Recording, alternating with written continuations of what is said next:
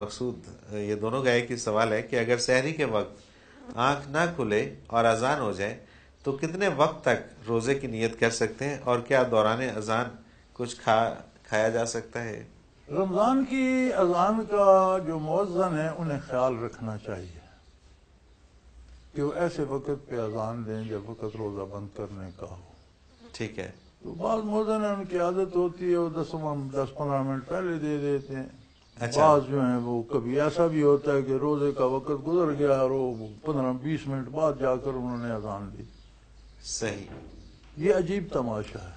ٹھیک ہے، عہد نبوی میں بھی ایک صحابی تھے حضرت عبداللہ ابن مکتوم، وہ نابینا تھے اور بڑے حضرت نبی کریم صلی اللہ علیہ وسلم ان پر بہت شفقت فرماتے تھے۔ ایک دفعہ انہیں مدینے کا گورنر بھی بنایا اپنی غیر حاضری۔ اچھا، تو وہ اذان دیتے تھے، پھر دوسرے صحابی اذان دیتے تھے۔ رمضان میں سوال پہ تو حضور نے منع فرمایا کہ ابن مکتوم کی اذان پہ روزہ بند نہ کیا کرو، نابینا ہے، صحیح، جلدی دے دیتے ہیں۔ دوسری صحیح، اذان جو ہوتی ہے وہ ٹھیک۔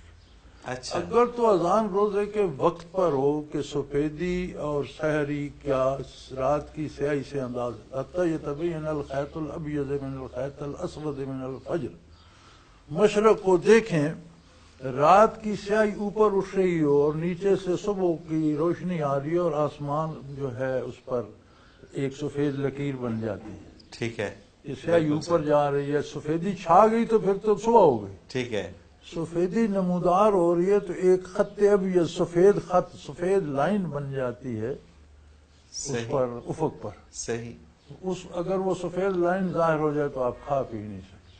بالکل ٹھیک جب ہے، تک وہ ظاہر نہیں ہوتی 10 اذانیں ہوتی نہیں، روزہ بند اس نہیں۔ کی فکر نہیں کریں، بالکل ٹھیک ہوگی۔ اگر کوئی مولوی صاحب ایسے ہیں جو یہ لحاظ کرتے ہیں کہ عین وقت پر اذان دی جائے تو پھر آپ کو اس کی پابندی کرنی پڑے۔ بالکل صحیح، بالکل صحیح۔ چلیں جی، اگلا سوال اس